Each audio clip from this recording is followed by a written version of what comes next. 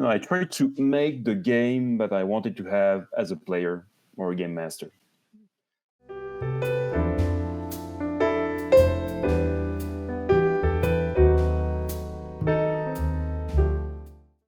Hello, everybody. Welcome and thanks for joining us in our Percentile Vice. I'm Steve. You also know me as Rick sometimes. I'm Rick Stevens PI on Twitter. I am joined by my co-host Emily and John.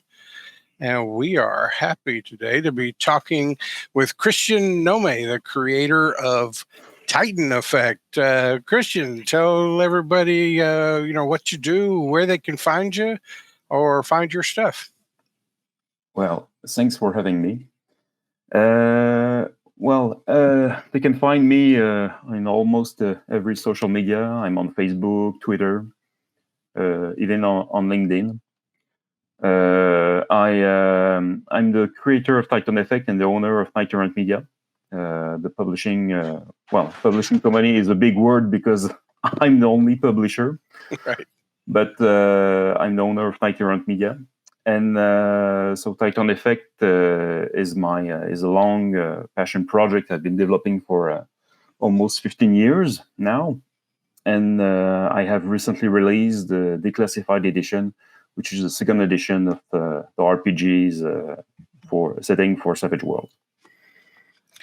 Great. So thanks for coming on and talking to us about this. I'm really excited. So Titan Effect, the Declassified edition, I believe came out the end of March. Yes. Yeah. March 29. Yeah. Tactical espionage in a sci-fi setting, right? A contemporary world where spies gifted with psychic powers clash with genetically enhanced soldiers in a secret war. The future of human evolution may be at stake. So tell us a little bit about the setting that we're looking at here with Titan Effect. So we're looking to a modern setting taking place in the Northernland timeline with in a world where psychics have been present for many years. There's also bio-augmented soldiers who have been created by private companies and secret societies. And there's some kind of secret war that has been raging for decades between different factions since the beginning of the Cold War. So there's no whole secret story about how these psychics and bio-augmented soldiers have clashed over the decades and how these different factions and secret societies has evolved. And it's a setting where you play a spy gifted with superpowers. You work for the S.P.E.A.R, which is short for Special Executive Assault and Recon, which is an independent and international task force, which officially doesn't exist and doesn't work for any government, and who has the mission to try to protect the world and fight against paranormal and eugenics threats. It sounds awesome. So, Emily, psychic players and bio-augmented soldiers. What are you thinking? Muted. I'm not muted. I am very excited about it. So this is really in a lot of the genres that I'm super into. And I know a little later we're going to talk about some things, but a lot of the shows and things that I consume, a lot of the animes I consume go around this genre. So I'm very much excited to be able to step into some of those things that I've watched and really enjoyed. And I'm very, very excited to hear more about it because I haven't been in a lot of the, talks that y'all have had, and I'm really excited. John, initial thoughts. Alternate timeline. We've got psychics and bio-augmented soldiers, clandestine organizations, factions all over the place. What's your initial thoughts?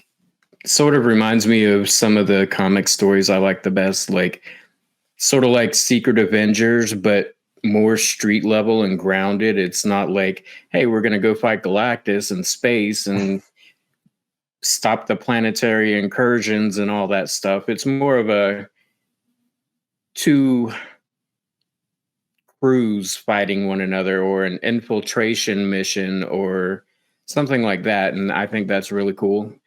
The street level stories are kind of more fun in RPGs, because if you're going up against like a big bad, it's either going to end up underwhelming, where it's like, oh, we killed that one really easy. He's so big.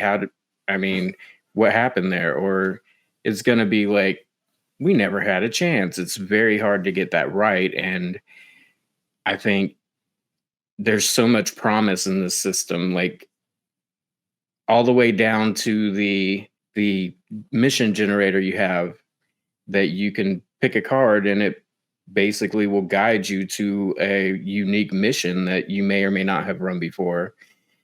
I thought that was really, really good. It is really cool, and we're going to talk about that in some detail in a minute. So, all right, we are down with the setting, Christian. It sounds cool. So, why? What inspired you? What is it about Christian that said, hey, you know what? This is the setting I want to make? Well, I'll start with, I'm glad with what Emily said about all the anime and shows she watched, because I was inspired by a lot of animes and video games. You know, one of the main inspiration was Metal Gear Solid.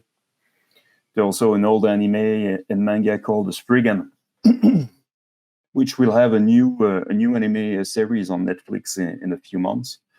And these two works were one of the main inspiration for Titan Effect. There was also Akira and a lot of other animes, manga, some comic books, video games. But you know, the real at the core, it's Metal Gear Solid, without all the nanotechnology or mecha, because I decided to focus more on biological aspects. Kojima had a tendency to get really out there, and this is a very good creative story without being as crazy as Kojima gets at times. So I appreciated that. Thanks. And so I was a fan of all that, and I wanted to, you know, work on a universe and put all the things that I love and make it my own. So that basically how I started to work on Titan Effect. And initially, it wasn't supposed to be a tabletop RPG. I was working to make an animated series project, and you know, after a few setbacks, I decided to adapt it into a comic book series. Same thing here. I made some progress, but I had a few setbacks. I lost my main artist, and I had to start over again. And at that point, I had two choices. Either I was abandoning the project and moving to something else, or I decided to produce something with everything I had, you know, the background that I wrote, the character design that I've made with the artist. And that's where the idea of making tabletop RPG came. Well, that's awesome. Sorry about the setbacks, but glad they led to this point, because the game is really, really cool, tight, well developed. Emily, I know, you know, Christian was just talking about some of the inspirations that he had, and I know that you looked at the list of some of the inspirations for him in his book, and one drew your attention. Which one was it, and would you like to talk or ask Christian any questions about that? So I'll start off with saying I did watch Akira, but that was forever ago. And I couldn't tell you a thing about it today, but I remember I did watch it. I had a picture of it up in my teenage bedroom. But I'm a very big fan of Ghost in the Shell. I remember staying awake till 3 a.m. to watch Standalone Complex on TV, because that was the only way you could get it. And when we started talking to you, I actually like pulled it up on like, I think Adult Swim, and like started rewatching the whole series, because I was like, man, it's been so long. But that's a lot of it. You know, Section 9 is a government agency that deals with counterterrorism and infiltration and hacking and all that stuff. And these are mechanically augmented humans, but a lot of the same themes is kind of, you know, espionage, government, and that's like one of the fundamental animes of my tree there is Ghost in the Shell. I remember that being one of the very first ones that I got super, super into. So that's why I'm so interested, because very few people that I've ever met have ever been super into that kind of anime. They tend to like the more fantastical ones. Yeah. And I loved Ghost in the Shell. No, it's one of the best anime ever made, in my opinion. I agree, 100%. And I've been trying to get Steve over here to watch it, and I'm going to make him. I'm going to wear him down. The political intrigue is great. Yeah, that was one of the other inspiration for Titan Effect, because of course there's no cyborg, and it's not cyberpunk like Ghost in the Shell, but it was how the character work as a team, as spies and counter-terrorist organization. So all the DNA of this anime is in Titan Effect. Yeah, I'm very excited about that. And it's just kind of framed around the instead of being the mechanical cyborgs, we're going to more of the biological adjustments and things like that. And I think that it's a really, really great adaptation of that kind of cyberpunk government infiltration, secret society, secret agents, anti-terrorist groups. I'm very excited about that. Get to be in Ghost in the Shell for the first time in my life. So before we move on to an area that I can actually get involved in, because I don't know anything about anime, John, you could have been. Was there anything in the inspirations credit in the book that jumped out at you? There was a ton. Akira, I noticed right off.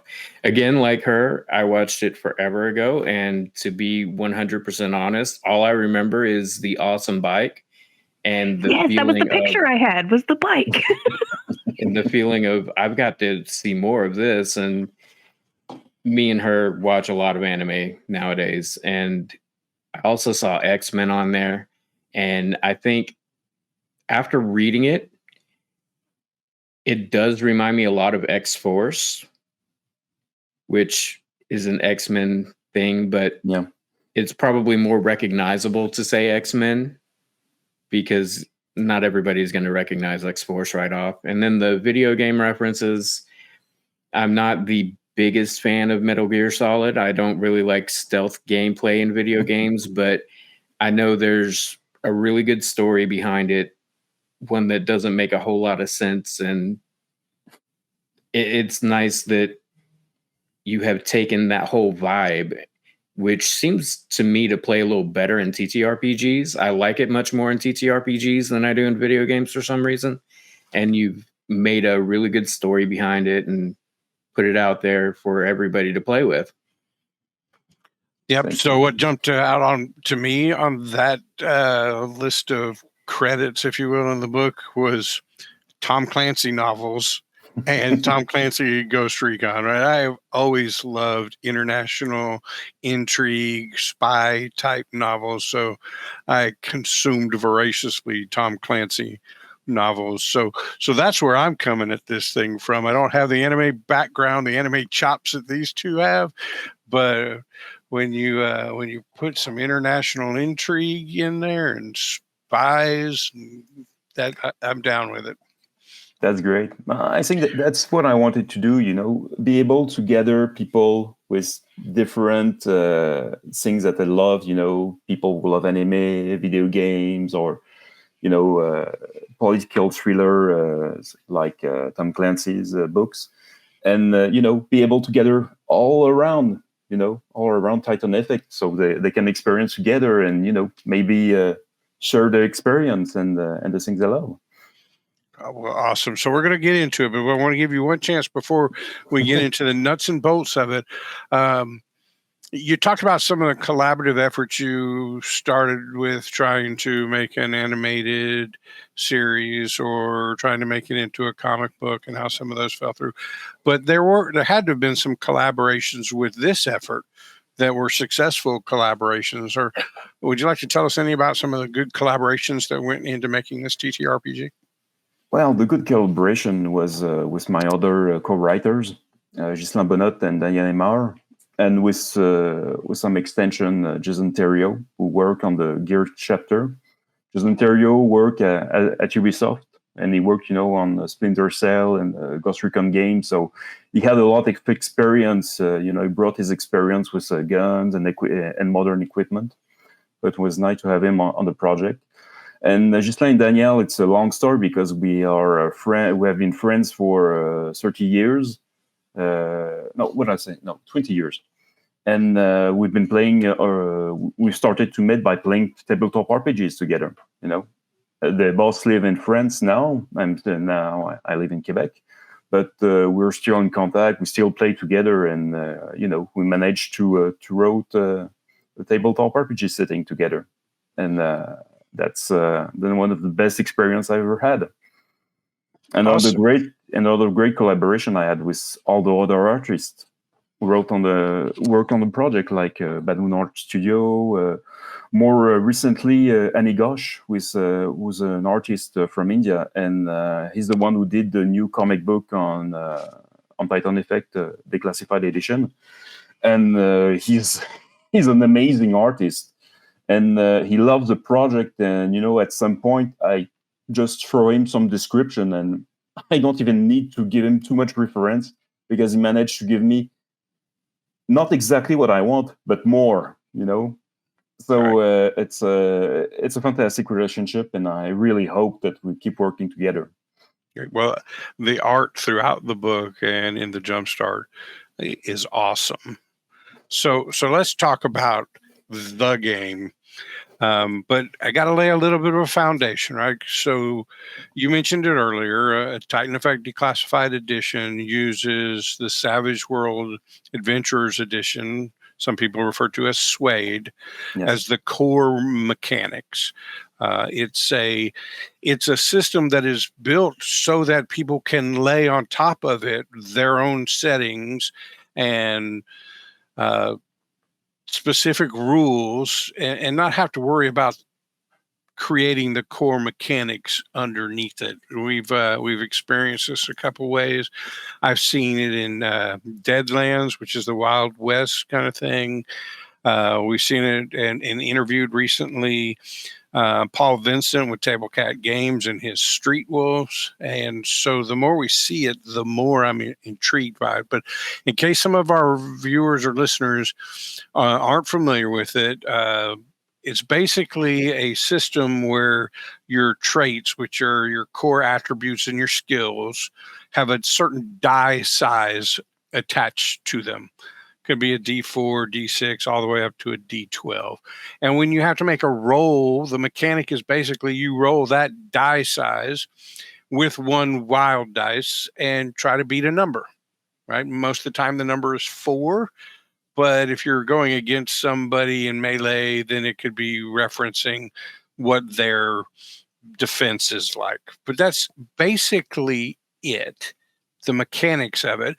And then they use hindrances and edges, drawbacks and positives to help you create your character. It gives it some certain abilities, powers, great role play hooks in it. So there's that core section that says, here are all the types of skills you could have. Here are the powers. Here's the hindrances.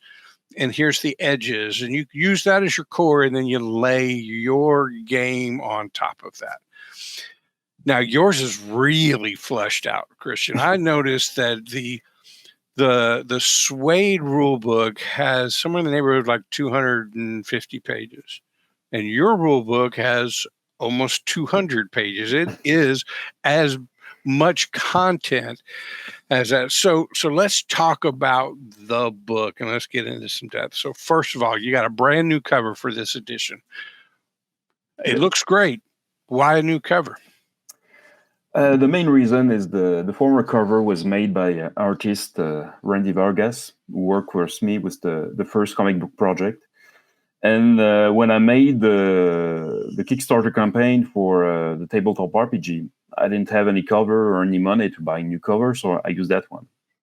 I was very attached to it, but after I released the game, I had a few interviews where people started to talk about the game and how they started to talk about aliens and spaceships, and I was like, that's not space opera. What gives you the idea that space opera? You have a guy transforming into a werewolf with soldiers wearing armors. So at some point, I saw that maybe the cover wasn't selling the universe I was hoping for. And I decided to go with another cover that was more, that will fit more the setting and what I was trying to tell. And maybe they were thinking a little bit of XCOM or something like that. Yeah, exactly. And Badoon Art Studio, who did the new cover, did a fantastic job with that. There's a small hint to a Shadowrun second edition cover. A few people have remarked that, and that's absolutely true. That's even one of the reference I gave Badoon Art Studio to the new cover. Well, it's an awesome cover. John's showing it now on the stream for our viewers, and I love it. So that kind of puts you in a mood for something, right? And you flip a couple pages, you get a little bit of idea where this is going, and then boom, we hit this incredible comic book right there at the beginning of it, the Chimera Protocol. Tell us about one.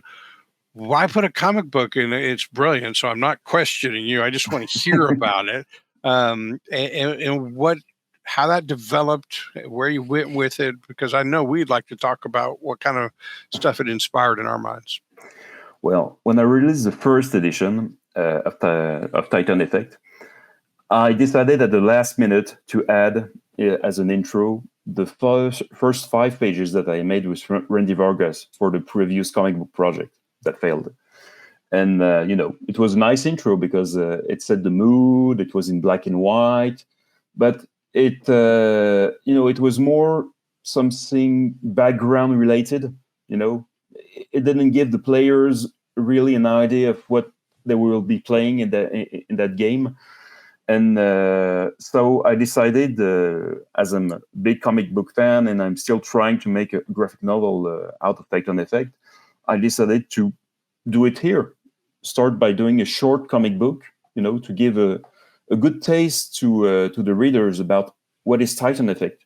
The idea with the new cover and this short comic book is for readers, when they start to read the comic book, right after they know exactly if they're gonna love the setting or hate it, and what they want to play. You have this 3 special operative with different powers. The one that can control people with her mind, another one that can create force field or use telekinesis, another one that can see things without being in the room. So in a few pages, I think it gives a good hint about what Titan Effect is about. John, you're probably the most knowledgeable comic book guy here, and I know from talking to you, you were wowed by this part. What were you thinking? What were you thinking on that? What I was thinking was, where's the rest? I want more. Yeah, I definitely want more. I'm going to be on your mailing list. When that comes out, let me know. I will be buying it. I have a decent comic collection now, but I kind of had to slow down because I was coming back home from the comic book store with a stack this big every week and every week. That's not necessarily the best thing. It's an honor for me to hear that, because if a big comic book fan like you love the comic, the short comic in Titan Effect, I know I can keep working on it and make something bigger. And the one at the back, I saw a lot of potential in it. Kind of gave me vibes of the Tokyo Ghoul manga. But there was a point when Overwatch came out that I was sick and tired of playing Overwatch, but then they would put out an awesome comic and it would be like, oh man, I got to go play some more Overwatch. Because Overwatch has a very fascinating background, but the game doesn't reflect that at all. It's a huge missed opportunity. And that's why every time we get the comic, it was a nice little nugget of background story we could latch onto and be like, yes. Like they have enough money to do this. I don't understand why they didn't have a movie out 3 years ago. Exactly. Because people would have paid for it. Emily, have you looked at the comic book? I haven't, but when John was telling me about it, I was thinking about a lot of other TTRPG books, and there's usually in the very front, there's a little, couple pages where they tell, kind of a narrative about the world or the setting or the people. And in my mind, I was like, okay, when you put a comic book in place of that, to me, that that changes the whole tone of the book into a much more like gritty sci-fi kind of vibe. And I think that was an absolute stroke of brilliance. Because having not actually looked at the comic because I've been working a lot, but I already can tell what I'm going to get inside that book because it sets that tone. Whereas, like a narrative story in a, fantasy-based TTRPG is more about setting the ambiance, and this is about setting that kind of gritty interpersonal relationship kind of thing. And like you said, the team building and how the team operates together. And I think that's absolutely amazing. Yeah, the comic book at the beginning captured a lot of what you're just talking about, Emily. I'm going to tell you what it did for me. So I'm usually the game master, right? And as I'm reading this thing, I am seeing an adventure, a scenario that we could play build right in front of me. And I'm like, oh, this is badass. This is gonna be cool. So I already kind of had an idea what the setting was. So it did help get me into that setting, but it helped me see the types of missions and adventures that could be run on a TTRPG scale through it. And so, kind of like your inspirations hit different generations and different types of people, the comic book hits people in different ways too. For me, it was like, I could see us running this right here as a scenario. I just got a preview to a game that we're going to run. So there's even a funny detail about that, is that the main characters in the short comic book are actually some of the pre-generated characters. I noticed that. So, you could read the comic, a game master could read the comic book, and right after, with the pre-generated characters, keep telling the story if he wants. Absolutely. As an adventure. Let's talk a little bit about the game itself, right? We've got the Savage World, right? Now, to put your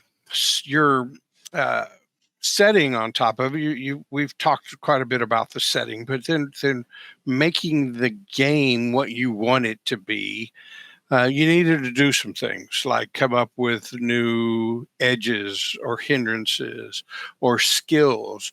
So what were some of the hindrances that you came up with? Those things that a character would have to, I should have explained that, but when you're building your character, you take a certain amount of hindrances that are negative impacts on your character, but that gives you points to buy some of the better skills or edges. So the hindrances are an integral part of the characters in this game system. So what kind of thoughts did you have on how do I make hindrances that are specific to this setting, and what did you come up with? Well, I tried to go with, as a vivid reader and a cinephile of spy movies or spy novels, I tried to go with things that people were used to, like a character suffering from amnesia, like in the Bourne series. There was also there's a puppet hindrance where someone is blackmailed by a shadowy character, so it can be minor or major. And if you don't comply, then that puppet master can become an enemy, and try to destroy you. So that's the kind of stuff that I adapted for Savage Worlds. There was also one that I like is the notoriety. I almost called it, like a James Bond syndrome, because it's a hindrance where the character, everywhere he goes, people recognize him because he keeps saying his real name. He keeps showing off. He instead of keeping a low profile, every time he leaves the place, there's a big explosion or a mess everywhere. Right. Sort of a problem in not a a very secret secret. organization. So that can be a problem in a group, that are forced to have a civilian cover up, keep a low profile, and suddenly, people from other intelligence agency recognize the character from what he is really. I feel like you watched John play and you made that hindrance for the way John plays. So I'm glad that you mentioned some of those hindrances. The puppet one really jumped out at me as I was reading the book as a really cool hindrance, right? Because not only mechanically does it add some things, but role play wise, it really gives you something to build your character around. For those that are really interested in role play, now, this game, as you've written it, could be very combat heavy. It could be very investigation heavy. But there are some beautiful nuances in there for folks that really enjoy a role play aspect of the game. And the puppet hindrance, where at any time during the mission, you might get a secret message that says, hey, I need you to steal that gem over there, and you have to do it, even though it might jeopardize the mission you're really on.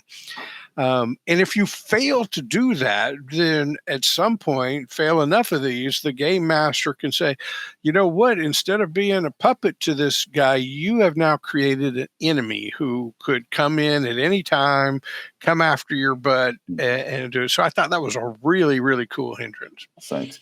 There's a few differences with the first edition and the Declassified, is that with S.P.E.A.R, they added a few new hindrances that I made for Titan Effect. So, amnesia isn't anymore in Titan Effect, but you have it in S.P.E.A.R.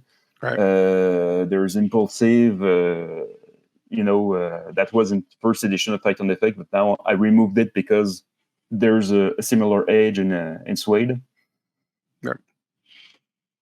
I also think it's kind of cool. I have a...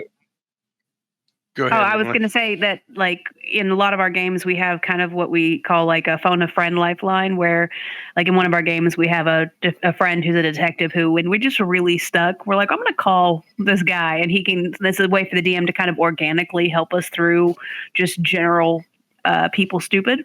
And I think that the puppet one, that's a really nice way for the keeper or, the GM to be able to organically move the story or change the direction that the characters are taking without, kind of railroading people into certain things. It's a very, delicate and finessed way of being able to kind of have a little bit of say and be like, no, you're not going to get that close to my big bad guy. You're going to go over here and deal with this now. So I like that.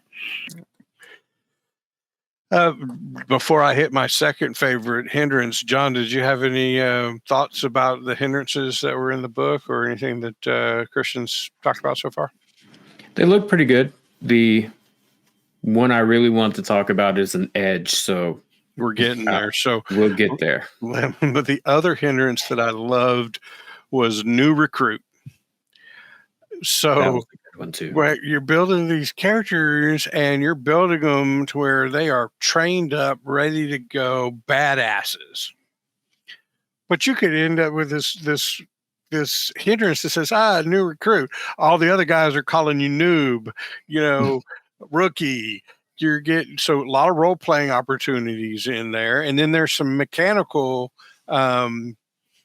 detriments as well, -2 to certain roles or whatnot. And I just love that one because, if you gave that to just one person in the party, the interaction between your players and the role play that could go with would be just really fun.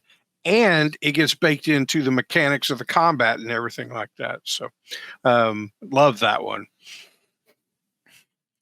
All right, edges. Let's talk about edges. So in Savage World, edges are those things beyond your skills and your attributes where you kind of get to build your character the way you want it to. What is your character good at? And like hindrances, sometimes they have very heavy mechanical effects and sometimes they have very heavy role play effect. But I found that with most of them, there's some combination of those things. So where did you find that you needed to add to the long, very lengthy list of edges that are already available in the core rules of S.P.E.A.R to really round out your setting? That's all for Savage Worlds. Always delicate when you add new edges because like you say, the core rules cover up almost anything. But in Typhon Effect, there were some specifics that wasn't in Savage Worlds, and I thought was very important to reflect the feeling of the setting. For example, I added something called CQB, Close Quarters Battle, when where a character with this edge can be more efficient in close range combat with a firearm. So, we can use a submachine gun or an assault rifle in close combat situation where normally it's not possible. So stuff like that. There's also alternate identity where, of course, where you can have several lists of covers. In Typhon Effect, players who work for the S.P.E.A.R have already a cover for the main mission. But sometimes, they can blow the cover or their enemy can blow their cover. And someone with alternate identity, can have a backup plan to help the team. But sometimes you just got to pretend you're the waiter, right? So that you can get into where the bad guys are. Yeah. Exactly. And there was so more specific edge, like, for example, there's an emphasis on demolition, hacking. None of that was in Savage Worlds, so I decided to edit it. Like, there's a hacker when you have a bonus for hacking skills. There's demolitionist where you're an expert in sabotage and explosive, so you have a bonus when you use your Ripper skill to plant or disarm explosives. There's also the Master of Disguise where you have a bonus when you disguise with prosthetics to look to someone else, and you can even have a quick kit, to change your appearance quickly. Like, for example, you turn your jacket and it's on another color. You turn your hat and it's something else. Yeah, and I think the mechanic of that one is if you're good enough in it that you can completely change your identity in one turn. Yeah. So, John, we're at the edges. Which ones really tickled your fancy?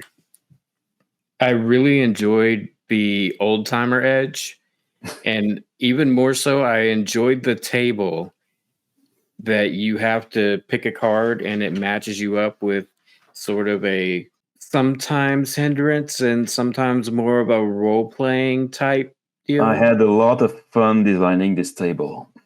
It's a really good table. I think we're going to have a lot of fun playing with it. It's one of the things I saw and was like, what? You can do that? You did. Emily, thoughts on... Yeah, he stopped everybody. He was like, there's this table. And what element of the table is your favorite? The Manchurian Candidate was good. The Karma's a Bitch was pretty funny. I think the Manchurian Candidate. Yeah, that's my favorite too. Good choice, John. It's really vicious for the player. I can imagine so. So I picked out the Demolitionist and the Hacker as some of my favorite edges in here just because they're so fitting to the setting. And you've done a good job of talking about those, Christian. I could just see so many adventures where, getting data, getting past security systems, disabling cameras, could come into play. So that hacker edge was really just perfect for the setting, and the same with the demolition, right? Because as you read through the book and you look at all the different factions and how they interplay with the world and each other, there's going to be some destroy this secret facility type adventures. So the demolitions really work there. And I want to talk about the factions here in a minute. But yeah, that's why I really love those. But the one that jumped out to me the most as really cool was the red tape edge. So in the red tape edge, you are so good at the bureaucracy within S.P.E.A.R, understanding it and its nuances, that you can use that to your advantage to get certain things done. Role play wise, there's huge room there, right? Every time you go to some other bureaucratic spot in S.P.E.A.R, you could kind of use that. Mechanically, what I loved, and this is going to be a prelude to another conversation that I want to have, was that you get 5 extra equipment points because you can break through all the red tape and secretly borrow this from that area, or get Q to lend you the supersonic bullet gun or whatever, you can just do it. But then there's that line in there that says, by the way, if you fail to return some of this stuff or return it broken, it's going to come back and bite you in the ass. So that was really, really cool. And then the 5 equipment points. So first of all, I'll give you a chance to respond to any of that, Christian. Well, I've been a player for 30 years, so I know everything a player can try to do when you can get free equipment or more stuff, and it's easy to take everything and don't think about the consequences. So I thought it was an interesting way to keep the players in check, to have a little backfire in case they try to be too smart and use their equipment in the wrong way. Yeah. So it's like, here's a really good thing. Careful how you use it. Yeah. And the same thing for the mission, for example. The characters have a certain number of equipment points when they can take everything they want, but there's some mission when you can carry a rocket launcher with you. That's just not available. So they have to deal with what they can carry depending on the mission. Emily, any thoughts on the edges we've talked about, or any questions that you have about the ones that we've mentioned? All I can think of is that I'm going to get to be the major, and I'm going to get to hack into the computer systems and track down the terrorists, and it's all I can think about. All right, so I know what archetype you're going to be. You're the hacker. You're going to be the hacker. 100%. All right, so you talked a little bit earlier when I asked you about collaboration, and you talked about the collaboration that developed this really big gear and weapons section of the book. I mean, there is a lot there, and it is really cool stuff. But it kind of plays right into or meshes well with those equipment points that I mentioned just a second ago. So this is where I think it's just a brilliant system put together, right? So Emily, every character, you start off with 10 equipment points. And then all of the guns and weapons and bombs and electronic devices, they all have a value to them in equipment points. And for your 10 points, those 10 points could go up as you increase in ranks, but then you go decide what you're going to pick, what you're going to have on your person. And this is separate from clothing or food or whatever, right? It's not part of a monetary system. It is, and you can go decide anything you want. The cool part for me was pages and pages of loadouts that you can just say, I want the hacker loadout. I don't know if there is actually one that's named the hacker loadout, but there's some, and it'll say for 10 points, you get this. So it was very reminiscent of some video games that I've seen. Yeah. Like, how do I want to, and it was just prepackaged. So if you really want to jump right into this game, right? You can say, what kind of character you want? Well, I was thinking a sniper. Well, damn it, there is a sniper loadout in there, and you don't have to search through all of these equipment tables to find out what you're going to do. Here's a good one, and you can just grab that and go. After playing it a few times, you might decide, I'm going to tweak this loadout a little bit. I'm going to drop this thing and add this thing. And then you probably get good like John gets to these things and create your own loadouts. But that was brilliant. I love the equipment section. I love the equipment points. And then to stick those loadout packages in there was great. What made you do that? How'd you think to do that? Well, my experience as a video game player, I played a lot of video games, like Splinter Cell, Metal Gear Solid, and so I'm fond of of modern equipment and gear.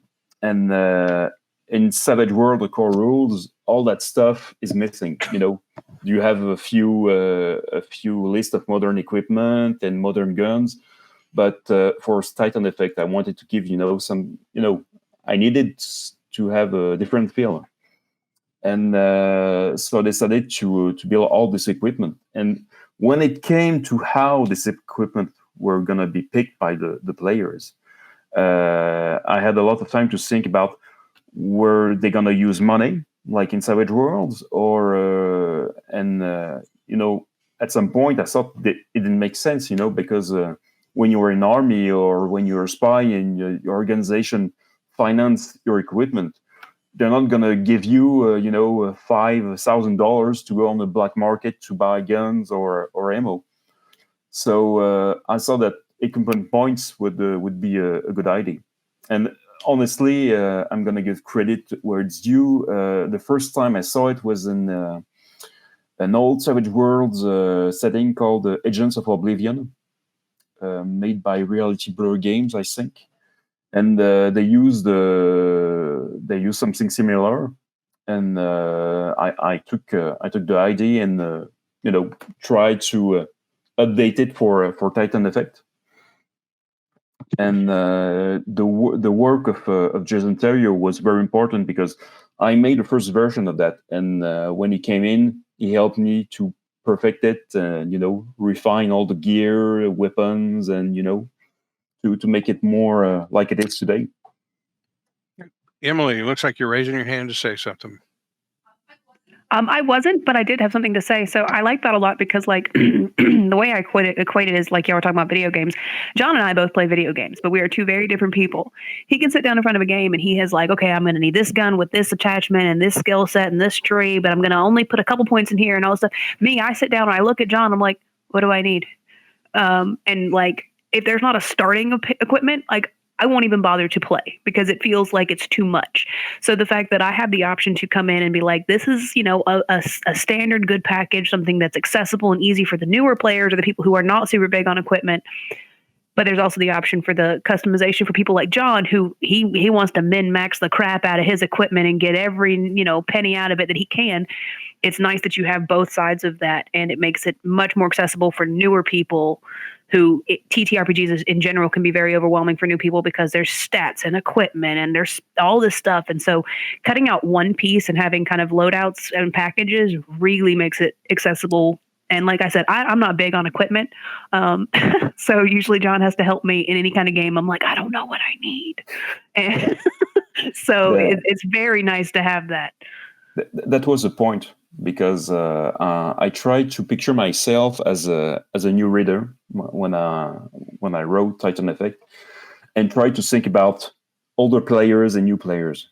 And I know, as a game master, I had a lot of new players that I initiate to tabletop RPGs, and I try to remember their first experience. How confused they were about the character creation, about everything that's involved gear, that kind of stuff. So, there's something for everyone. There's you're an experienced player, you want to pick everything you want. There's this, and if you're a new player or you're in a rush to do a quick adventure, you don't have the time to play 4 hours, you can pick a quick loadout, and that's it. you can start the mission and you're ready to go. Yeah, it's like a sliding scale of accessibility, and I really like that. So, John, based on what I know about you and what Emily has just revealed to the world, I pictured you just geeking out over this equipment section and then the loadouts. What did you think when you got to that part of the book?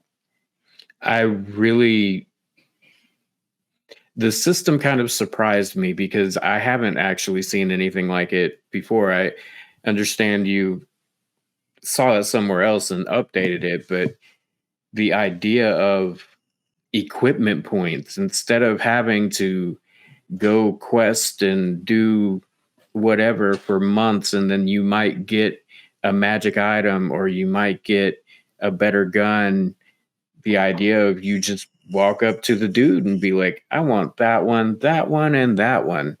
And Bob's your uncle. I thought that was really cool. It's not just about the min-maxing either, right? Because different combinations will feel differently as you're playing with them. And like a sniper, you may want to have a smoke grenade. You may want to have a different thing that's not necessarily about concealment, but more offensive, depending on what you need and what you prefer personally. So I thought it's a really good balance between supporting beginning players and not overwhelming them, and still allowing people to have a little bit of freedom in how they want to play their own game. Yeah, for me, I think I'm somewhere between John and Emily, right? The first thing I want to do is get in and play the game as fast as possible. And so having those loadouts makes it so that I can get past all of it and let's play the game. And after we played a little bit, then I'm probably going to go back and say, all right, now, how would I load out this particular character? And then I'd start getting into the depth of doing it all by myself. So it's that sliding scale that Emily was just talking about. And it's really wonderfully done. You took a similar approach with character development, right? So you've got the rules for building your character. And picking a race, picking kind of a background, what you were involved in your life. But then you also have a couple of pages of archetypes. Like, if you're looking for this type of character, here's a good way to arrange your skill points and your attribute points. So talk about that a little bit, Christian. Why so much options? What were you thinking? Why make it perfect? Well, I think I love as a player to have different options when I play a tabletop RPG. So I try to make the game that I wanted to have as a player or a game master. That's how I made it. And for me, it was important to have a complete rules to create characters, but something easy for pre-generated characters. It's something that I think every tabletop RPG should have, or archetypes. That's the base. When you're a new player, you don't necessarily have the time to create a character from scratch, and having to be able to play an archetype for at least for your first game, and then if you love the game, you can come back and create your own character. So for me, it was important. And the idea of, because there's a pre-generated characters who are fleshed out archetypes with a background, story, and, complete list of skills and handicaps. And there's a quick archetypes. That's something that was in one of the previous edition of Savage Worlds, in the Deluxe edition, where there had quick archetypes. It was the same principle where you choose 3 handicaps. Here's the hedge that this archetype should have. Here's the skills that he should have, and the next all you have to need is choose his handicaps, his background, and whip and gear, and that's it. You're ready to roll. So I really like it because it's like I've got 3 options, right? So you've got some really great pre-generated characters with some awesome art, to each one of them, where background's all there, what are their driving forces in their mind, right? So I can go completely grab this pre-gen, let's go play. I could go all the way to the other end and say, here's my character generation rules. I'm going to make this one from scratch. Or I can go to that midpoint and say, I'm going to grab this archetype, which takes care of a lot of the basics for if you really want to be a sniper, you kind of ought to lay it out like this, but leaves you room to come up with your own name, come up with your own background, play with the hindrances and the edges a little bit. So again, the sliding scales, Emily. What are you thinking about the character stuff, Em? So I like that a lot because you can ask them. One of my favorite things to do is to make characters, just because I can. I really enjoy it, and I really like to do it based off of either pre-existing characters or archetypes, as you would call them. And so having archetypes that I can like read through and be like, yeah, like that, and work off of that is really creative for me. That process of. So yeah, I have these skills, but how does that play out in their backstory? How does that play out in the way that they, behave and things like that? And so I see myself when I create characters for this system, I will probably use the archetypes quite a bit, just because that's how I create characters. I build off of something pre-existing and then try to flesh it out into the world that I'm in, and I really like that. John, how about you? What were your thoughts as you look through the character creation rules and then the pre-gens and the archetypes?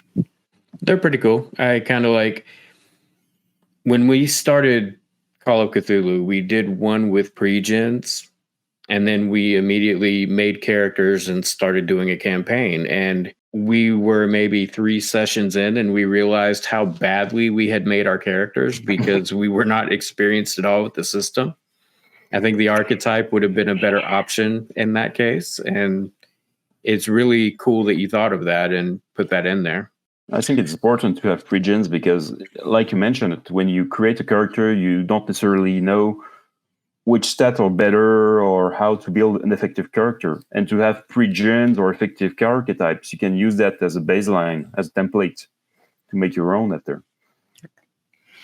I find pre-gens are very helpful for new games and learning how to play a new game. I want to go back to one thing that we hadn't talked about. Bio-augmented soldiers. Okay. Correct me if I'm wrong, Christian, but that is playable as a player.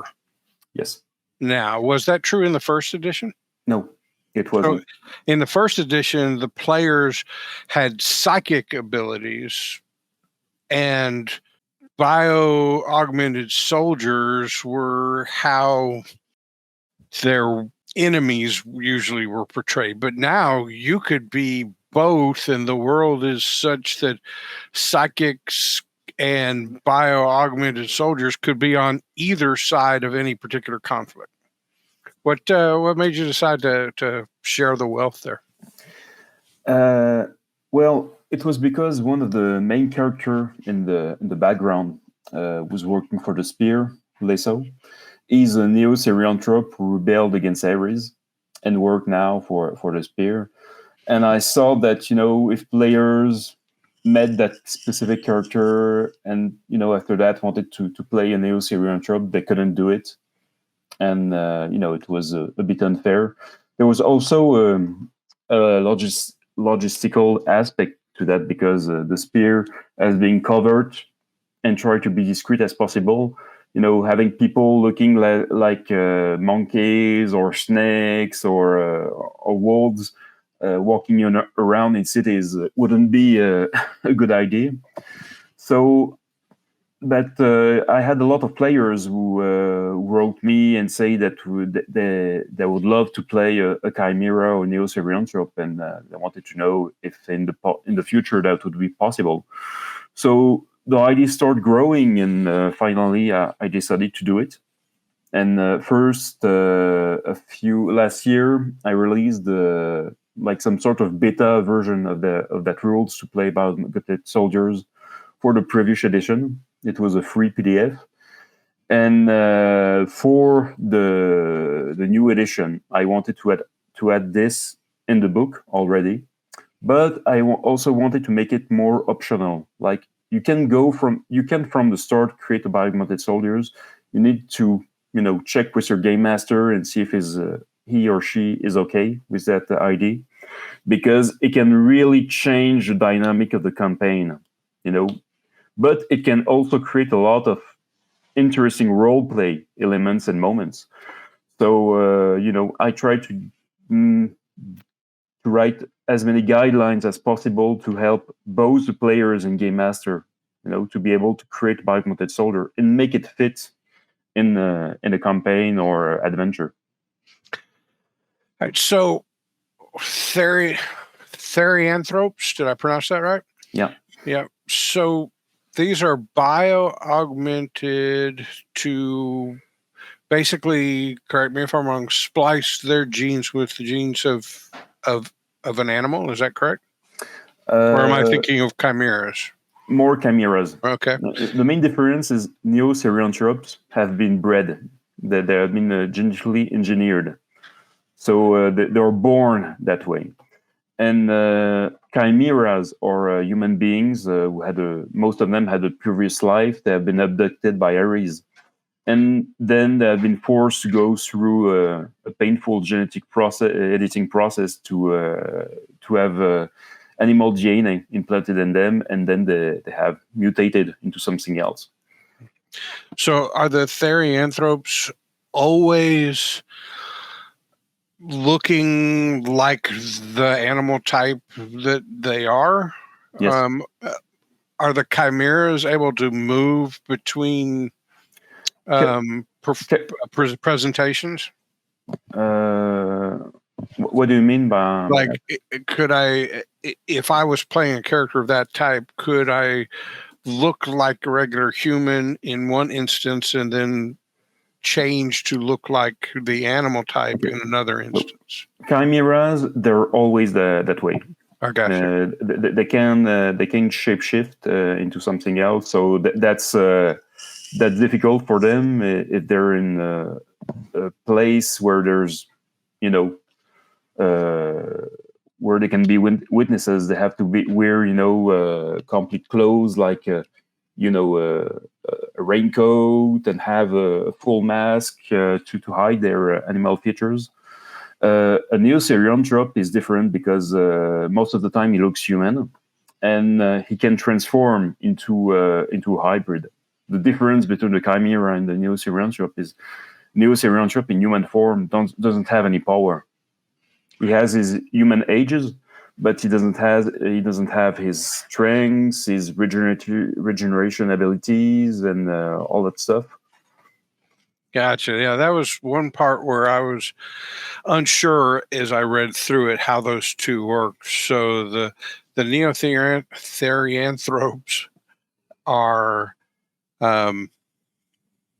able to shift into that animal form and then gain those extra powers, whereas a chimera is always like that, always has the power. The therianthropes, there is something about them genetically that was always like that, and the chimeras have been genetically engineered, often painfully, to create that. What do you think about those, Zim? I like the idea of being able to shift, and I like the fact that, while the human form is more easily accessible for day-to-day life, it doesn't give them all of their benefits. They can't have best of both worlds. If they want that ability to blend in, then they lose some of that benefit, and that's a really nice mechanic. And then while the other ones are, constantly in that state, the chimeras are constantly in that state, they're always having the benefits of their abilities, but at the cost of their ability to blend in with society and, not stand out. So that's really cool. John, thoughts? Well, I'm quite infamous around our table for always wanting to play a druid. So animal powers is kind of something I was really excited about. And I really enjoyed the fact that you didn't just say, oh, well, you're a bat chimera, a striga. You look like a bat and you can hear really well. You actually fleshed it out really well, and they have a bunch of skills that make them really good for recon and that sort of thing. And the amount of thought you put into the Striga, I forget the formal names of some of them, but the Circipes and the one that's half shark. The half shark was really cool. I feel like it would be kind of hard to justify picking unless you were like in Indonesia or something, or someplace that a lot of wet work would be involved, not literally wet work in the ocean. But can I play a shark, but that's flavored to look like a killer whale? Because I would really, really like that. Well, there's a few templates, but I mentioned in these rules that you can use it basically to make any all sorts of chimera. So if you wanted to to make it look like a killer whale, go for it. They're my favorite animals, and I'm going to ruin Steve's time being keeper with me being a killer whale chimera. Well, so those are really cool, right? So at the outset, probably as designed in the first edition, the players are attached to S.P.E.A.R. We already talked about S.P.E.A.R, the organization. It's a secret organization, not aligned with any government. They really just wanted to make sure that psychic powers and bio-augmented soldiers were not being used for bad purposes. It appears in the declassified edition that their primary antagonist organization is the Olympians, who are wary of psychics because, well, they could just expose their whole organization, but are very into the bio-augmented soldiers, using their mercenary arm, Ares, to do that, and then just kind of gain control of the world. Right. So those two were easy, but then you created several other factions, and it's not easy to draw the lines. And I think this is intentional on your part. Yes. Are they siding this way or that way? At any given time, any of these factions could find themselves as allies or as opponents. So talk to me some about the factions and what your thinking was there. Well, my thinking was to have different factions, who all think in their own mind that they're good guys, that what they're doing is the right thing to do, and they all have different.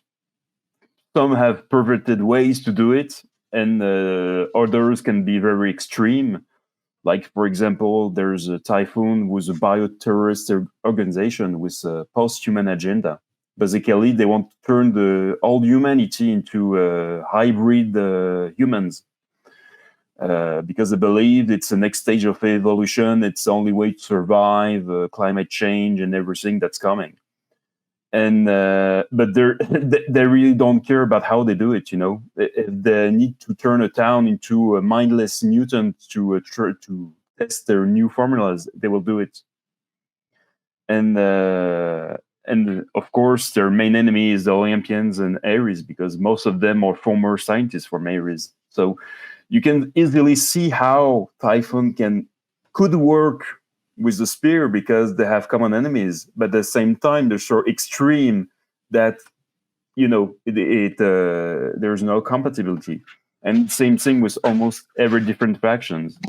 And me and Daniel S.P.E.A.R, who wrote most of the faction with me, this idea was to have a blurred world where it's difficult. Sometimes you play the good guys, but sometimes it's difficult to draw the line between what's right and what is wrong. And even the S.P.E.A.R sometimes can be misguided, and give orders that may seem unfair, or so sometimes the characters can be have to face situations where they need to choose between their mission and their moral views. Yeah. So making those boundaries fuzzy is one of your goals. Nailed it. Right.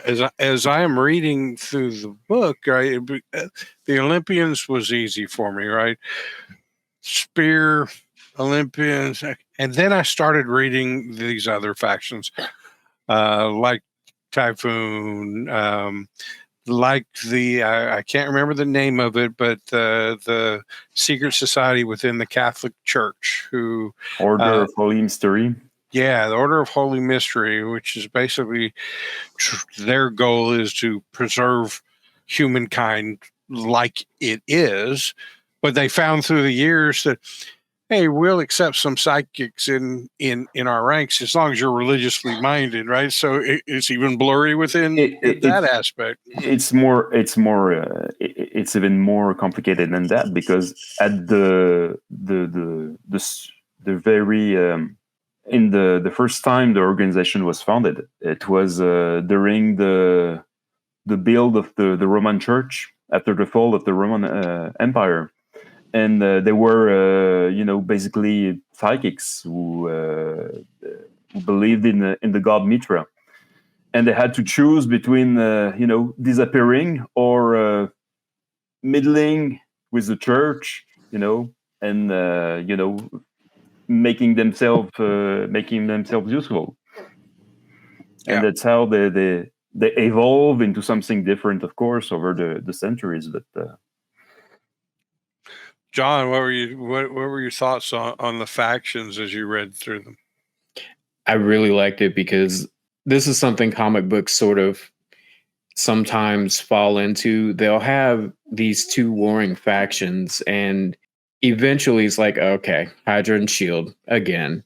And it's nice that once you start getting to the point where the Olympians isn't doing it for you, well, you can go have a mission to loot a Directorate stockpile somewhere, or even you went down so deep that maybe agents have to stop something the Yakuza are doing. And I thought that was really nice. And the extra enemies you got from Typhon and their genetic manipulation, like the Lamia and the Shade, I thought was really interesting. And you've done a spectacular, well, you all have done a spectacular job of not only bringing up these factions, but making them something people could be like, oh, now that's the Directorate.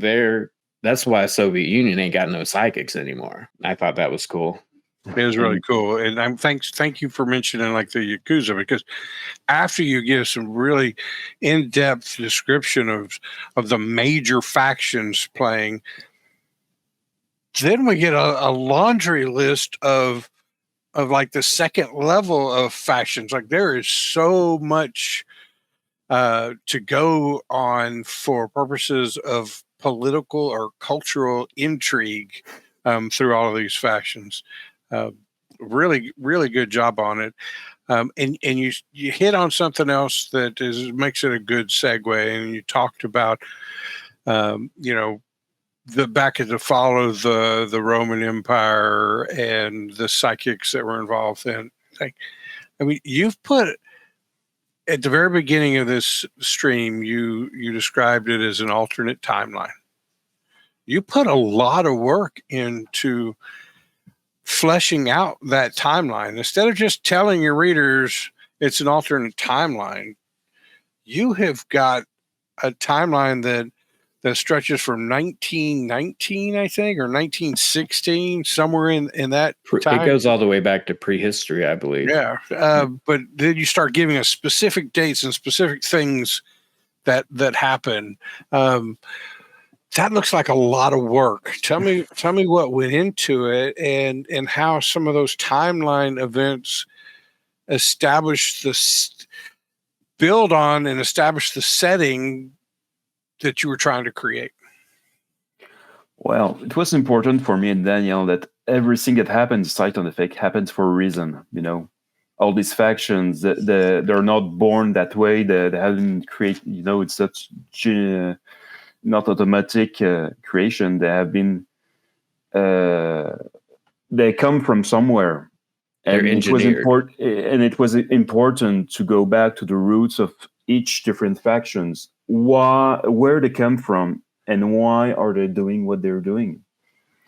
That's how we came with this secret history chapter, because like I said, everything had to be there for a reason. So there's psychics, where they come from, why are there psychics, And when we mentioned earlier about Kojima and Metal Gear Solid, I love the way how he mixed modern espionage with paranormal, but there's no moment when they're explained where people with powers came from, why they're doing that. It's just, okay, they're just people with psychic powers, or who can run on water, or that kind of stuff.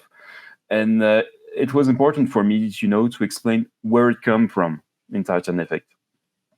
When everything is here for a reason. Yeah, a lot of TTRPGs can put a lot of lore into their stuff, the what of the lore, but you rarely see any that give you so much of the why of the lore.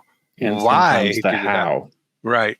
I got lost in the timeline just reading it, because it was so engaging, especially since I'd read already generally about the setting and generally about the factions and what was going on, and then to kind of watch that build in my mind as I read through that.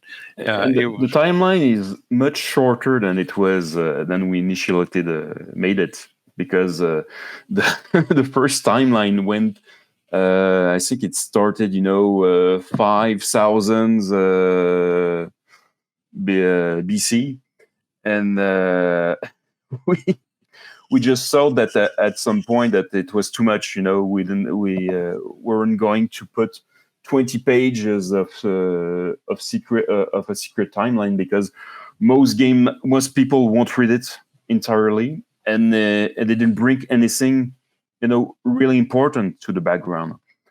So that's why we cut the secret history chapter in two parts. There's this first 2 pages when we briefly explain different era, like prehistory, the antiquity, the Middle Age, and then for the modern history, starting in the end of the 19th century, we started the timeline, because you have to say everything here was really important for the rest of the background and the factions. You have to save some of it for the graphic novel and the animated series as well. If everything's in the book, then right, exactly.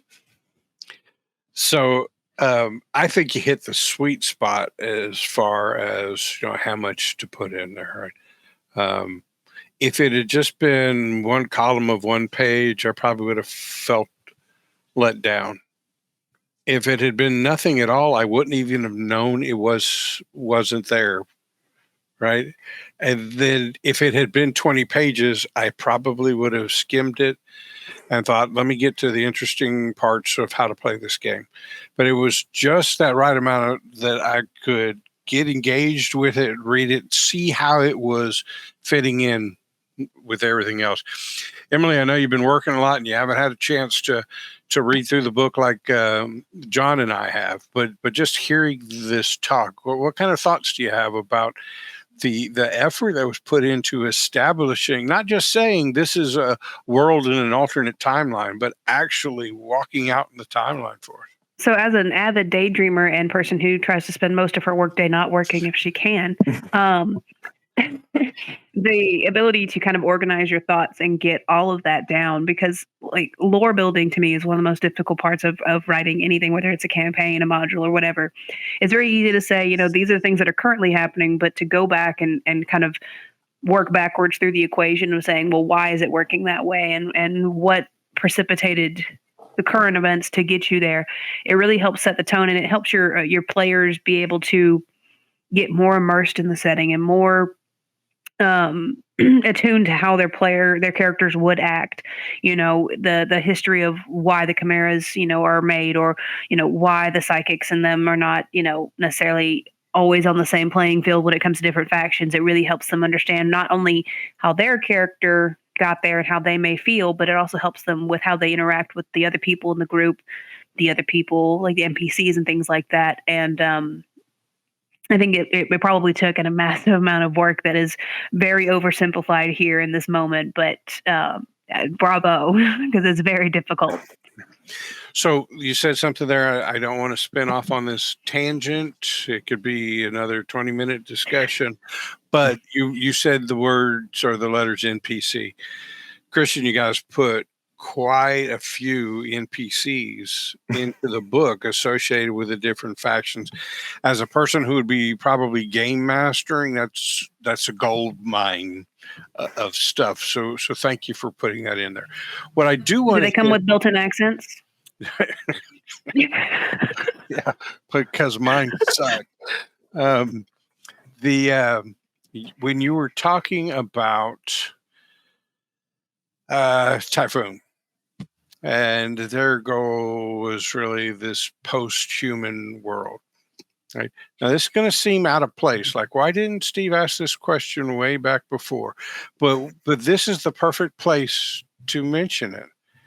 The name of the game, Titan Effect. That refers to something. Would you tell us about that? Yes, one of the main inspirations for Titan Effect is, as people can guess with all the names, is Greek mythology. That's one of the things that fascinated me as a child and still now.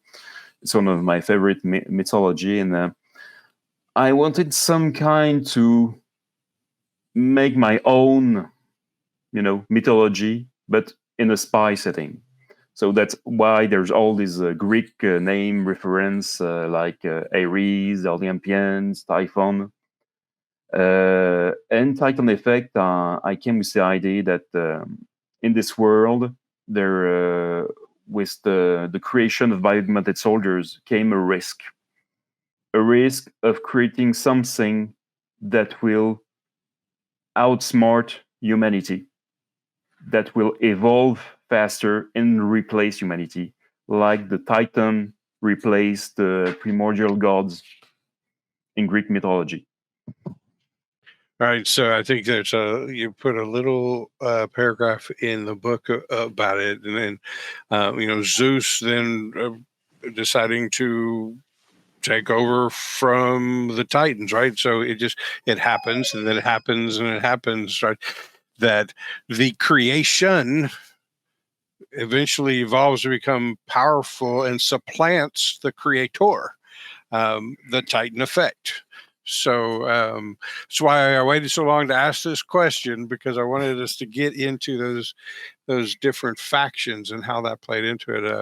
I really enjoyed reading that part about how it was named, and it really works well with the input of the Greek mythology in there as you built your own mythology. So, John, any comments about the factions, the mythology, the timeline, or the name Titan Effect? My dog may chip in with his opinions as well. I've been trying to mute and keep that from happening, but I thought the number of factions was really good, and he agrees. It was really cool how you but gave it sort of the reflavoring of the Greek mythology, because it's something that everybody knows. Maybe not everybody, but it's really prevalent, and it's immediately sort of something people can identify with and be like, oh, I got that reference, and that's pretty cool. All right, so Christian, love the setting, right? I love the comic book at the beginning and how it gets me into the setting. The hindrances and the edges that you put in there to further develop it. The way you did equipment, with the equipment points and the loadouts, the way you did character creation, you could start from scratch, take an archetype, or take a pre-gen. Love all of that. And there was a lot of really smart development went in there. But my favorite part of the whole book is the mission generator. That was a stroke of freaking genius.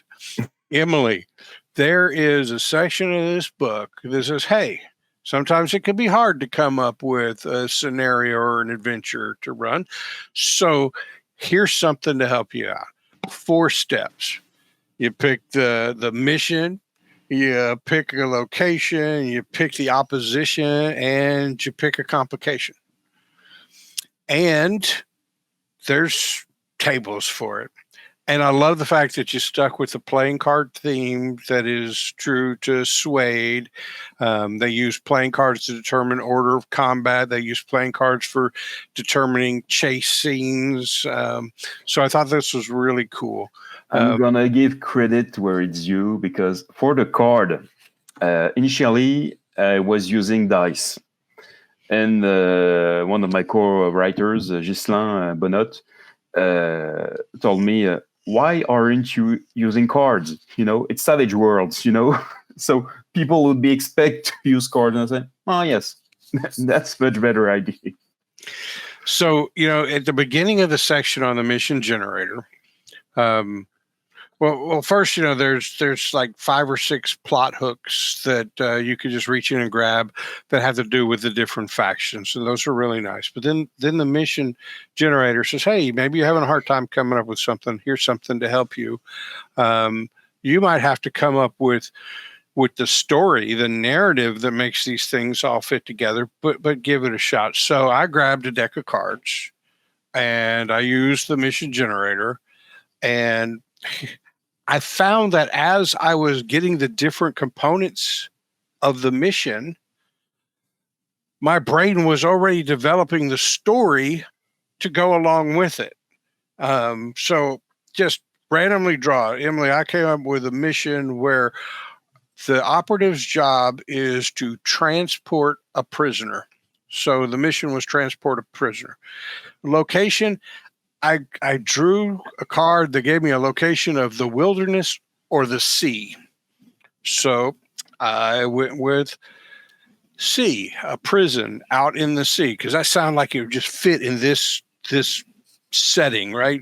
We've got this offshore prison construct for really tough prisoners, and we've got to transport a prisoner out there. The opposition, I drew a card that says is bio-augmented soldiers. So I thought, Olympians and Ares, they're going to try to get this prisoner from us before we can get him to the prison. And then the complication I drew was a moral dilemma. So in my mind, I'm seeing this situation where we have a choice of, we're not going to be able to deliver this prisoner to this big prison complex out at sea. Our choice is either kill this prisoner or let Ares take him, and the moral dilemma of, do we die trying to protect this prisoner, or do we just kill him in cold blood because of the greater good? So using that mission generator, 4 elements, and the story was building in my head as it was going. And I felt like, man, I've got a scenario I can run with these people right now. Yeah. So I don't know where the idea came from for this mission generator, but I wish there was one of these in every TTRPG I've ever played. Tell us about the development of that and what y'all went through. Well, I don't have any specific game that gave me this idea, but over the years, I've read many RPGs with, random tables about encounters. I'm not sure, but I think the first edition of Deadlands had some kind of, adventure generator, or at least give some ideas. And I tried to come up with my own stuff, because I saw that it was good thing to give enough material for game master and players to play the game, because I didn't have any plot point campaign ready, and that's something that a lot of Savage Worlds fans love is these campaigns, with different adventures that you can mix up any way you want, and so it was it was required to have something like a mission generator for Titan Effect, and I thought it made perfect sense. So, I tried to use all the tropes that we see in spy novels or movies or video games, like the different type of mission, extraction, infiltration, sabotage. For the complication, there's always, a plot twist at the moment, in the middle of the second act. There's a treason. There's a traitor in the good guys' camp, or something unexpected happen.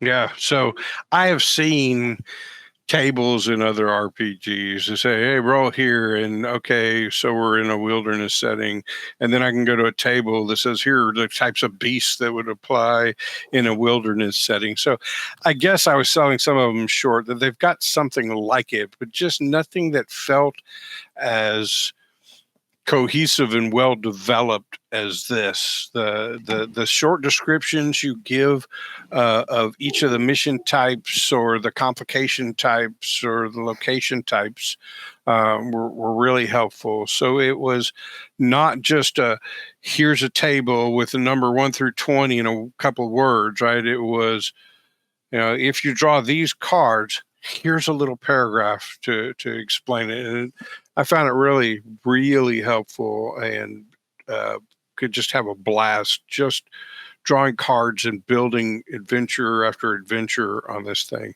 Emily, what do you think? Well, first, I'd like to say that with the mission that you pulled from the cards, my killer whale operative would fit just right. So I'm not crazy. Just going to put that out there. Perfect. But in all seriousness, I do think that it's really cool because you don't have to. One, if you ever need a hype man, John's your guy, because I have not done very much reading, but literally every night John's like, yeah, and then there's this thing. And so I knew all about this mission generator before he said anything, because John had to brag about it and tell me about it. He was like, yeah, it's so cool. And I was like, that's really awesome. So he's done a great job of secondhand explaining a lot of stuff to me. But you can also, for me, when I build campaigns and things like that, sometimes you just need that one piece to kind of tie two bigger pieces together, or something in between that's kind of fun for them to do. And you can use either the entire generator, or you can use just a piece of it. If you already know your setting and you just need, what the hook is, or you just need, what the dilemma is, or something to really kind of help you work through that creative process. Because sometimes coming up with those instances or those missions or, anything like that can be a little overwhelming, because you've got to kind of figure out all those pieces. And I like that you can kind of pick and choose. I have two pieces, but I really need this other piece to kind of make it feel, rich and full. And so being able to either use the whole thing or kind of part it out and use it in its lesser pieces is a really interesting. And just any tables. I love tables for everything. If I could have a table for eye colors, I would. I just love tables and rolling for stuff and pulling cards. It's my favorite. Yeah, there was an embedded table for the locations, I believe, where the suit of my card picked a certain aspect of things, and then the number or face value of my card picked a different thing, and that was really cool. John, I know you love the mission generator. You hit me up on text and said, have you read this mission generator? And at that time I had scanned through the whole document and was going back to read through it. And so I stopped what I was doing and jumped to it. So I know you got something on the mission generator. What do you and the dog think? The dog went outside. You may hear him barking at squirrels or whatever he's onto out there. He is defending the backyard, okay? I really loved Star Trek, okay? And back in the day, the Next Generation had this format where every now and then they would have a two-parter, or they would have a big, okay, well, he's Borg now, and we're going to spend a couple episodes dealing with that. But mostly you get a mission, and at the end of it, everything's kind of back to status quo. And Agents of S.P.E.A.R. in the first few seasons of it had that same sort of thing, because they didn't want to step on the movies. And I could really see a good reminiscent monster of the week type thing happening in this system. And combined with your suggestion that players could write a debriefing I thought that was really cool too. And you could end up with a really neat, like, keepsake of an agent writing down their thoughts on the mission, and like you could have a whole binder of memories of when you played Titan Effect, and oh, do you remember that mission where we had to break so and so out? And I really enjoyed that part of it. You pulled a whole lot of nerd into that. I'm sorry. I get excited. So many references. Okay. So we just nerded out on you really bad there, Christian. Any response from you on all of that? Well, I'm gonna say I used the mission generator myself to even write some of the official adventures that I wrote for Titan Effect. Cool. So John, you kind of alluded to it with the Star Trek thing, right? So as I was reading this, and then when I got into the mission generator, I thought, you could absolutely play Titan Effect where every session is a distinct mission. Go do this thing. Or you could play Titan Effect where every session is another mission in a saga of stuff that is going on, and you could still use the mission generator because it gives you enough leeway in the story elements to tie it into whatever campaign you're on.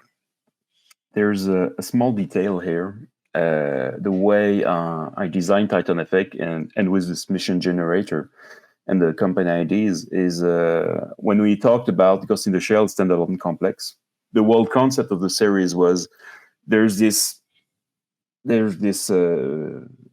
what I say meta plot in the anime, but it's in between there's independent stories that are not linked with this meta plot.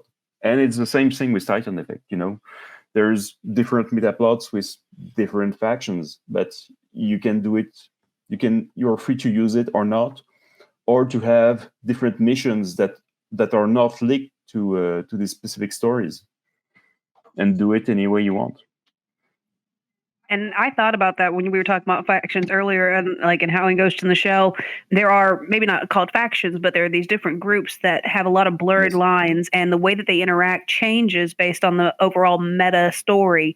But they have their subplots that they deal with, and then that kind of just cycles back into. And so I was thinking about that a lot with the factions earlier, of how that kind of parallels the way that they do the factions and the terrorist groups, and that they're not necessarily connected, but they share those blurred lines and story arcs that kind of weave back in. So yeah. All right, so we know how to make characters. We get great equipment options. We've got this rich history and these factions. I think there are 12 pre-generated characters in the main book. Is it 8? And 3 archetypes for the bio-augmented soldiers. I gotcha. Plenty of NPCs, and then there is an adventure in the main book that is there and ready to jump into, and I'm going to leave that for people to check out, because what I want to talk about next is you just recently released a free JumpStart adventure, Cold Prey, that taking all the stuff that we've just talked about, we've got a set of operatives that are going to be sent to Russia to infiltrate and destroy a secret facility. And it comes with 5 of those pre-gen characters, and it's ready to go. So tell us a little bit about the JumpStart. Well, and no spoilers, because I'm going to put these 2 through. Well, I released the JumpStart only yesterday because I didn't have the time to work on it while I was working on Declassified. As I was almost making everything myself, I didn't have I juggle with a day job. I have 2 children, so I have to deal with a lot of things. So I didn't have the time to put it before releasing Declassified. But I decided to do it anyway after, because I saw that it would be nice for people who don't know about Titan Effect to have a new demo they can use quickly And for the adventure, which people who already bought the classified, I highly recommend to take the JumpStart, because there's an adventure that you can play right away. And this adventure, I initially wrote it for Sigil Entertainment when they released their 5th edition superhero games called Superheroics 5th edition. And they asked me to do a JumpStart for Titan Effect for Superheroics 5th edition, because they love the setting, and they saw that it could be interesting to have different JumpStart with different universe for their Superheroics game. And they gave me the permission to use it for this JumpStart. Awesome. So, hey, we have gushed about the comic at the beginning of the book, and for folks who want to grab the JumpStart for free, you gave them a little bit of the comic book at the beginning of it too, didn't you? Well, I thought it was a good way to tease people. It is, and as I said before, you get a new TTRPG, and you think you know what you're getting, and what the setting is going to be like, and what the gameplay is going to be like, and then to have few pages of that comic book, and you're like, oh, this is it, right? It really helps as a GM to know, to have those visuals of what kind of setting I'm going to try to describe and put in place for everybody. Plus, the artwork and the storyline in the comic is just cool as hell. Well, I try to show artists that each illustration tells a story, or give adventure ideas.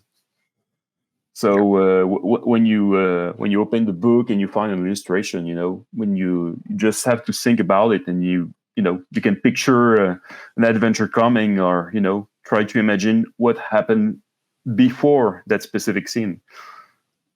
Yep. What I liked about the JumpStart is I read through the adventure, and I really like it, but it wasn't that long after I had read and utilized the mission generator. So I've been DMing for a long time, and never really noticed that there are these recurring elements that you could find. And because I'd read through your mission generator, I'm finding them in your JumpStart. Like, oh, well, the mission is to infiltrate this and destroy this facility. The location is in the snowy mountains in Russia. The complication is there's some sinister discovery that could have a major effect on the secret war. So as I'm reading this, I'm like, oh, I get it now. I just learned something as a DM that for years, I'm like, why didn't I know this? And I can see the value of that in other games that I play, knowing that I can break down a story into, what's the mission, what's the location, who the opposition is, and what kind of twist of fate, what is the complication going to be?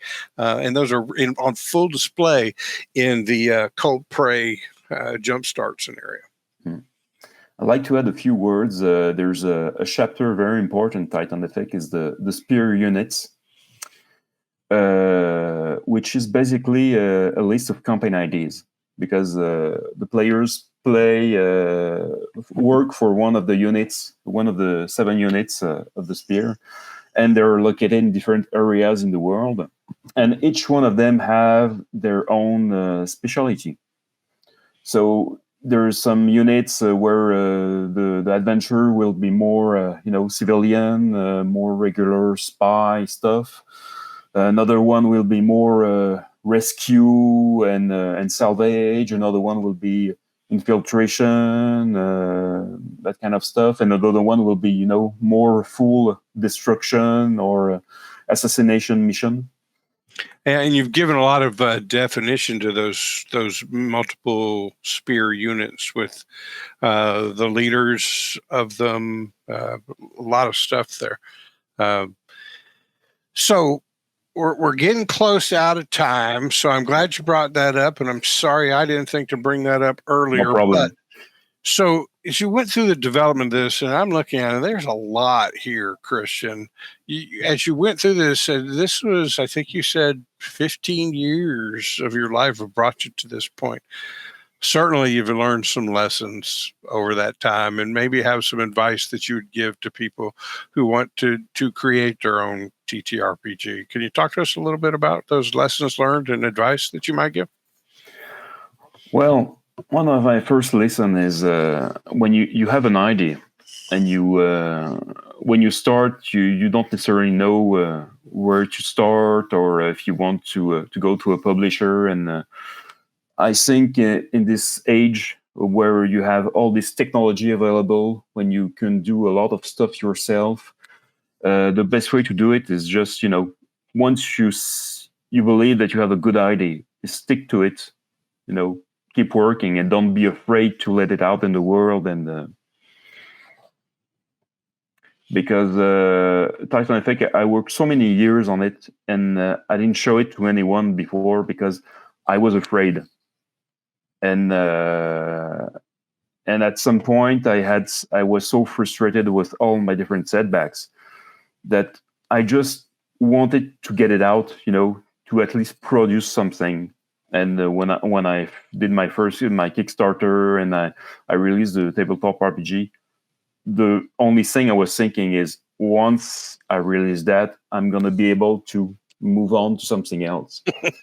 But in the meantime, something happened that I didn't anticipate, is that a lot of people responded very well to the setting. I had a lot of people writing reviews or writing to me directly to say how cool the setting was. I have even some people say that didn't like Savage Worlds before playing Titan Effect. Nice. And seeing all this response, and seeing this, there's a community that has been built around Titan Effect. I also have a Discord channel, and a lot of fans are here and talk about it, and they help me, to develop the Declassified edition. And that's something that I wish to every creator to know. Experience this. Create something, get it out. First time it won't be perfect. When I released the first edition, I made a lot of mistakes. There was typo. There was things that I didn't think of at first, and I came up with a new edition, and I corrected all that. And next project I will be probably making other mistakes, but each time you learn, and don't be afraid, keep learning, and keep being passionate. So first of all, I want to say, I think the title for the second edition being Declassified Edition was brilliant. I really liked that, Declassified. But you just said it. You started to talk about the next thing that you do. So, what is next for Titan Effect or for Christian? Well, for Titan Effect, there will be a Mutant and Masterminds conversion. One of the reasons is that some elements that are in Titan Effect were used in a homebrew campaign that me and Danielle wrote a few years ago for Mutant and Masterminds. So it's a way for us to come back to the roots of where all come from. And I'm also working on the campaign source book. That's something that me and Danielle have been working on for a very long time. Sadly, we had very busy lives, and it was hard to move on, especially with the idea of making a new edition for Titan Effect.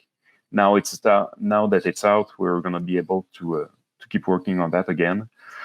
And there's, of course, all the projects linked to Titan Effect, because it's not only a tabletop RPG, but also a transmedia franchise that I'm trying to build. So there's a graphic novel project that I want to develop now with Annie Gosh, who's working with me. That's something that's going to be happening very fast, I hope. And there's also an animated series project that I've been trying to develop for the past 2 years.